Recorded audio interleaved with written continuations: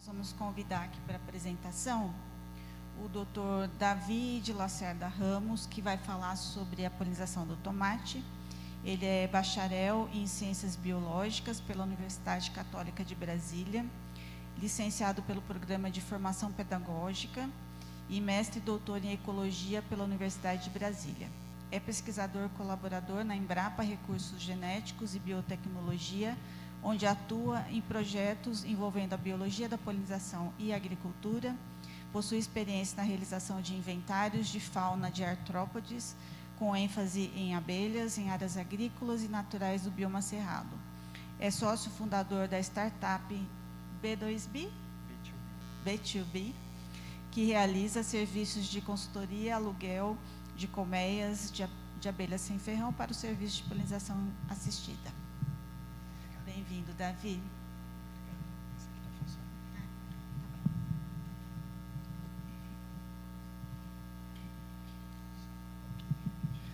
Então, bom dia a todos.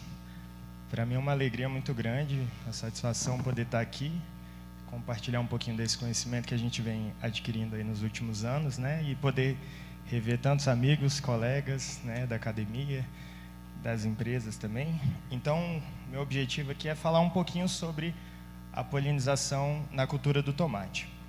E aí eu queria abordar esses 4 pontos de forma bem sucinta, né? Então, trazendo alguns aspectos gerais ligados à polinização dessa cultura, quais seriam os agentes polinizadores, trazer 2 breves estudos de caso, onde a gente avaliou o manejo de algumas espécies de abelhas e também avaliou o papel de abelhas silvestres na polinização do tomateiro e algumas conclusões gerais para garantir o serviço de polinização nessa cultura. Eu acho que as outras palestras já trouxeram bastante informação sobre essas boas práticas, então essa parte eu vou tentar ir mais rápido.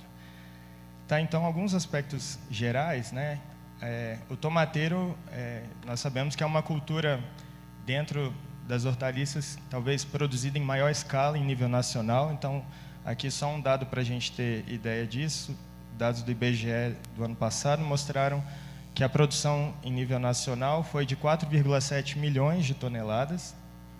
Então, o tomate está na mesa do brasileiro, né, consumido ativamente, e na indústria também. É uma herbácea anual que é produzida tanto em sistemas abertos quanto em sistemas protegidos, e ela é considerada uma cultura de dependência moderada da polinização, né? Então, ela pode ter um incremento aí de até 40%, né, o que a literatura coloca com o serviço das abelhas. Contudo, é uma espécie que é autógama, né? Então, é uma cultura que faz autopolinização e, portanto, a abelha ela vem para aumentar essa produtividade, mas não é necessariamente dependente das abelhas. E aí, falando um pouquinho, né, para a gente entender a questão do efeito da polinização, é importante a gente ver a biologia floral. Então, o tomateiro é uma cultura, né, uma planta que tem flores hermafroditas, então aqui dá para ver a parte central da flor, que ela forma como se fosse um tubo, né? Nesse tubo a gente tem na parte mais interna, a parte feminina, vou apontar aqui que talvez fique mais fácil, né? Então, essa parte aqui do pistilo e a ponta, que é o estigma, onde vai haver esse contato do grão de pólen, né, para haver a fecundação. E a parte masculina vai ser essa parte que envolve a parte feminina, né? Então, a flor do tomate tem o que a gente chama de anteras poricidas. Então, são anteras que armazenam uma quantidade muito grande de grãos de pólen. E para que esse pólen ele seja liberado e para que haja essa polinização, é necessário que haja uma movimentação mecânica da flor para que esse pólen ele seja retirado dessas anteras. E aí aqui tem uma foto que ilustra um pouquinho melhor, né? Então, novamente aqui a parte do meio seria a parte feminina e a parte que envolve a parte feminina são as anteras poricidas que formam um tubo. E aí tem um vídeo rápido, se puder clicar aí para mim, que mostra, a gente fez isso em campo. Eu coloquei um diapasão, que é um instrumento que a gente usa na música para afinação, ele gera uma vibração e esses pontinhos brancos são justamente os grãos de pólen que estão saindo dessas anteras, né? Então, isso é exatamente o que a abelha faz quando ela vai visitar a flor do tomate. Ela vai se agarrar, né? Algumas dessas abelhas a gente vai ver agora, e elas vão fazer um comportamento de vibração que vai fazer com que esse pólen ele saia da flor e gere essa transferência, que é a polinização. Então, né, falando sobre isso, quem são os agentes polinizadores do tomate? Então, o tomate, como nós falamos, ele pode ser produzido em sistemas abertos, e aí, nos sistemas abertos, a gente tem uma ação muito grande do vento, que vai gerar essa movimentação mecânica da flor e vai promover essa transferência do grão de pólen.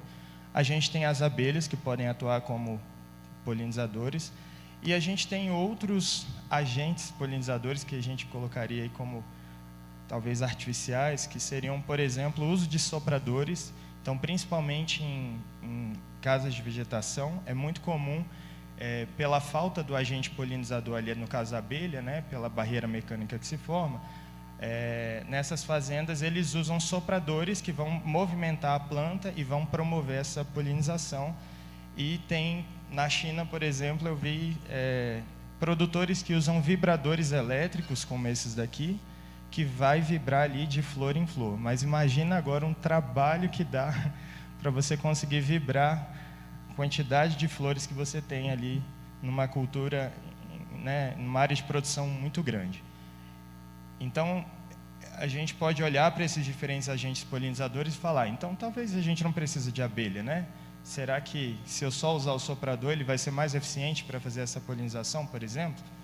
E aí tem esse trabalho recente aqui, de Coley e o Valério Marin, em que eles fizeram uma meta-análise, ou seja, eles pegaram dados globais de experimentos feitos com tomate no mundo inteiro, e eles fizeram uma análise para entender quais desses diferentes agentes polinizadores poderiam ser mais efetivos.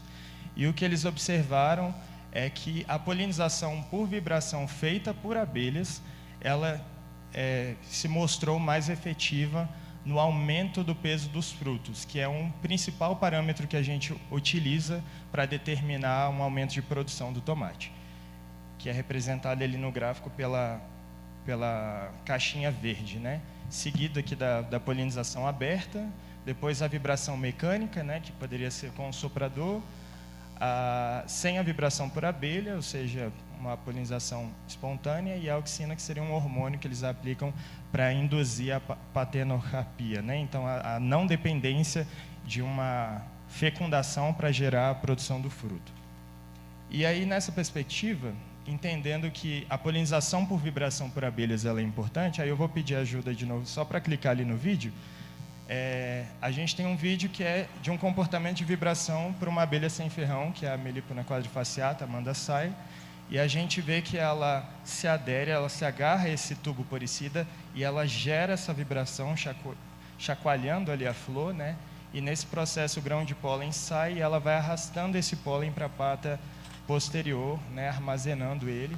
E nesse processo você vê que é uma coisa muito específica e que gera de fato uma polinização muito mais efetiva. E aqui tem uma foto que ilustra que essa abelha ela se agarra nesse tubo e ela forma esses pontinhos vermelhos, né, que depois vão necrosar e virar pontinhos pretos, e a gente utiliza isso aqui como um proxy da visitação. Então, quando eu insiro as abelhas dentro de um ambiente agrícola, eu não necessariamente preciso ver a abelha visitando, mas se eu conseguir ver que as flores estão marcadas com esses pontinhos, isso para mim já é uma indicação de que houve a polinização.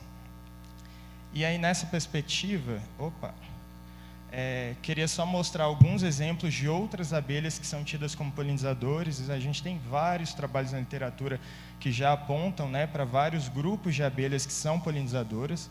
Então, a gente tem aqui na foto A uma espécie de Exomalopsis, que é uma abelha solitária que constrói o ninho no solo. Então, mostra a importância da gente conservar o solo também nessas áreas ali de produção, para que essas abelhas estejam ali, consigam nidificar e fazer o serviço de polinização.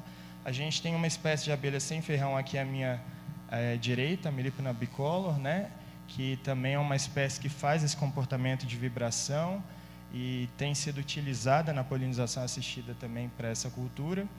A gente tem uma gama muito grande de espécies da família Lictidae, que são essas abelhas verdes metálicas, que também podem fazer o comportamento de vibração.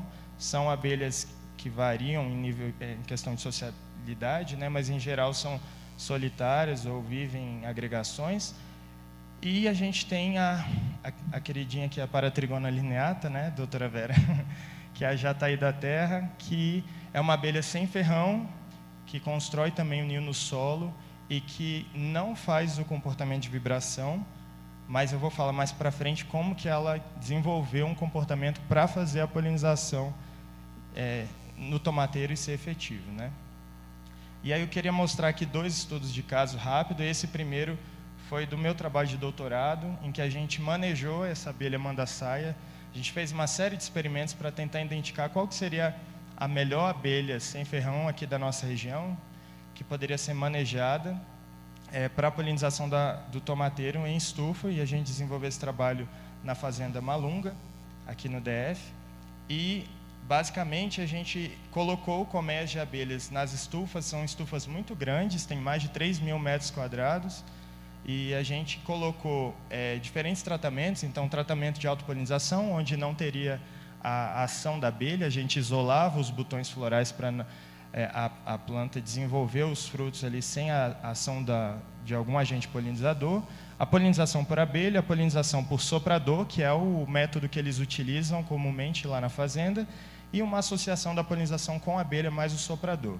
E aí a gente avaliou entre várias métricas quantitativas, né, de produção, então o número de frutos formados, o peso, o número de sementes e também variáveis econômicas para a gente entender, será que inserir a abelha para o produtor é economicamente mais viável e rentável do que não ter a abelha e continuar usando o soprador, né? E de uma forma bem sucinta, né, a gente trabalhou com 2 variedades de tomate. Aqui eu estou mostrando os dados só para o tomate italiano. E a gente viu que os tratamentos que tinham a polinização com a abelha, a gente teve uma taxa de frutificação de até 94%. O peso dos frutos, em média, foi 18% maior em relação aos outros tratamentos. O número de sementes formadas também foi 21% maior. A produtividade chegou a 16% a mais. E a lucratividade, né, foi 21% maior, em média, em relação aos outros tratamentos. Então, de fato, nesse contexto, para essa variedade, o manejo da abelha, nesse caso aqui a mandaçaia, foi efetivo para o incremento não só da produção, mas da lucratividade para o produtor. E eu reforço isso porque a gente trabalhou com outra variedade, que é o tomate cereja, aquele sweet grape, que é um pequenininho, né? E a gente observou que no caso do sweet grape, a abelha não foi tão relevante. Ela não contribuiu tanto para a produção quanto no tomate italiano, e aí tem vários fatores que podem estar associados a isso, né? Mas o fato é que, mesmo dentro de uma espécie, né, uma única espécie, entre variedades diferentes, você pode ainda ter essa variação do quanto que a polinização vai contribuir para a produtividade. Então, é importante a gente estar atento em relação a isso, né? O segundo caso aqui, rapidamente, que eu queria mostrar, é um trabalho que foi feito também em colaboração ali aqui com a Embrapa e a Universidade de Brasília, por uma colega nossa, que é a Rafaela. Rafaela está terminando o doutorado dela agora, e esse é um dos capítulos da tese dela, né? É um trabalho que está para ser publicado, em que ela fez basicamente o que eu fiz na casa de vegetação, ela fez em sistema aberto.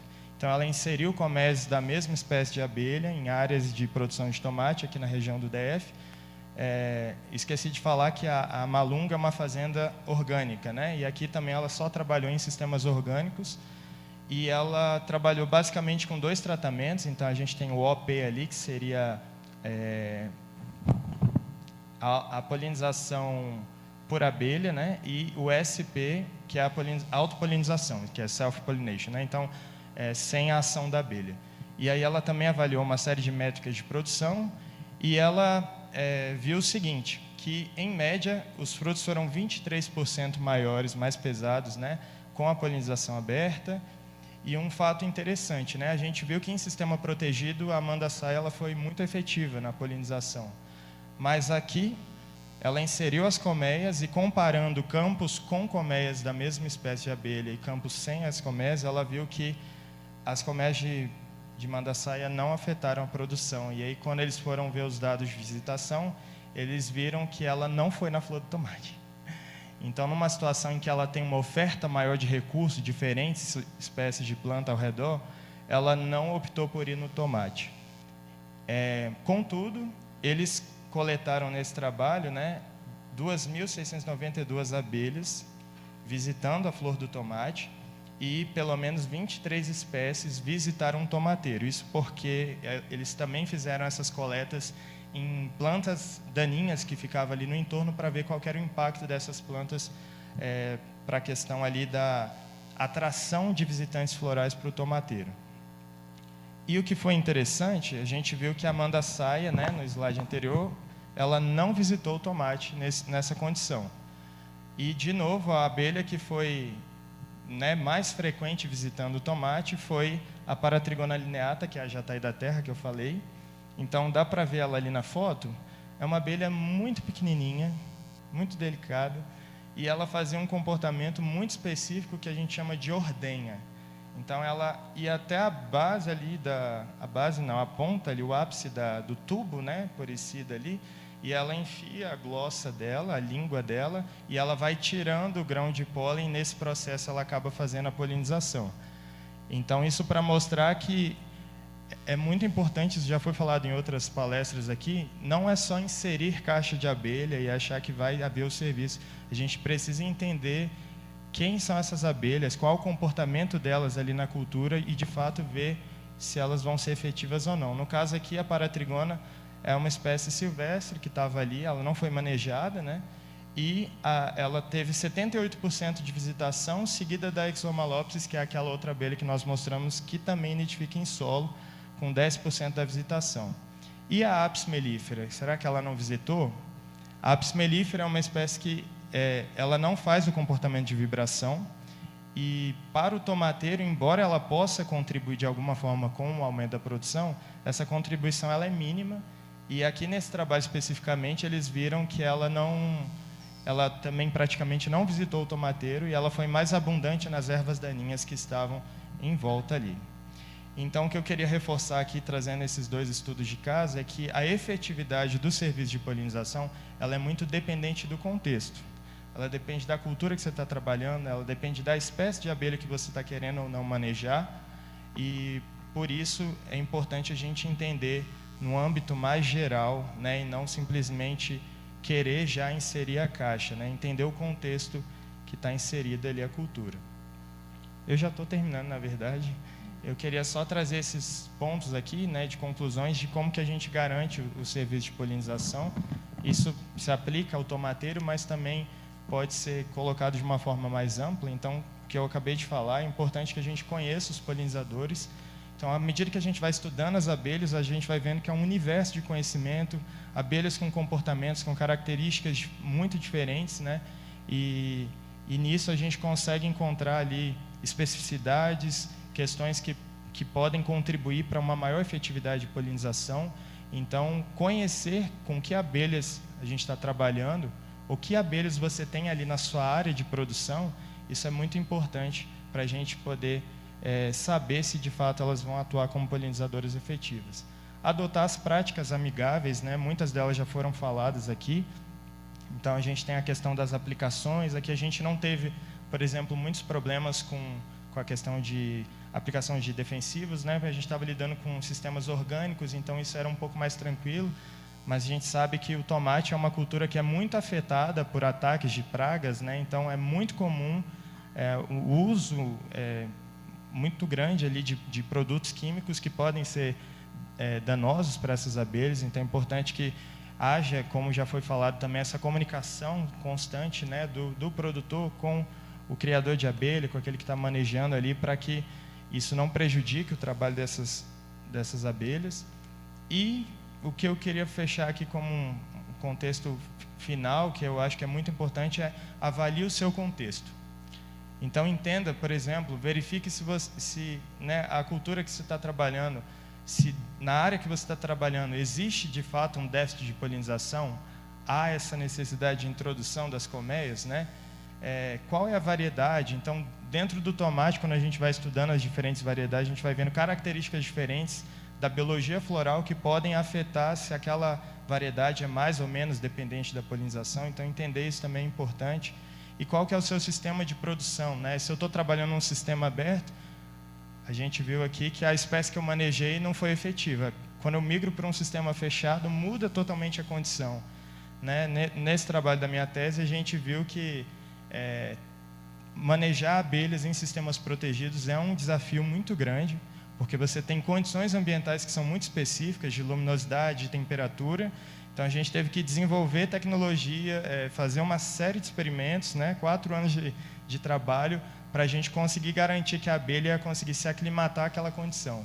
Então, saber o contexto, o sistema que você está trabalhando também é muito importante.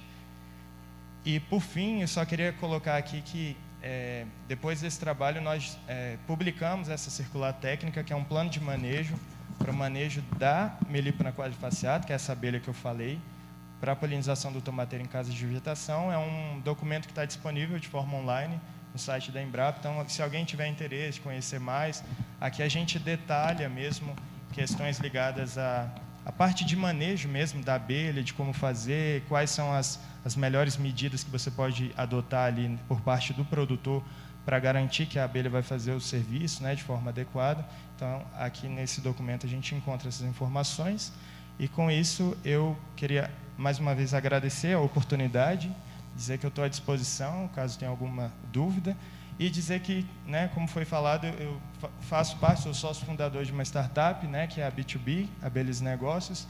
Então, quem quiser seguir a gente no Instagram, conhecer um pouco do nosso trabalho, a gente está começando esse trabalho agora com polinização assistida, com ênfase em abelhas sem ferrão, e voltado principalmente para culturas, horticulturas, né? Então, culturas produzidas em menor escala, pequenos e médios produtores, e estamos à disposição aí para parcerias, né? Para poder fazer esse trabalho também alavancar, tá bom? Então, muito obrigado, e é isso.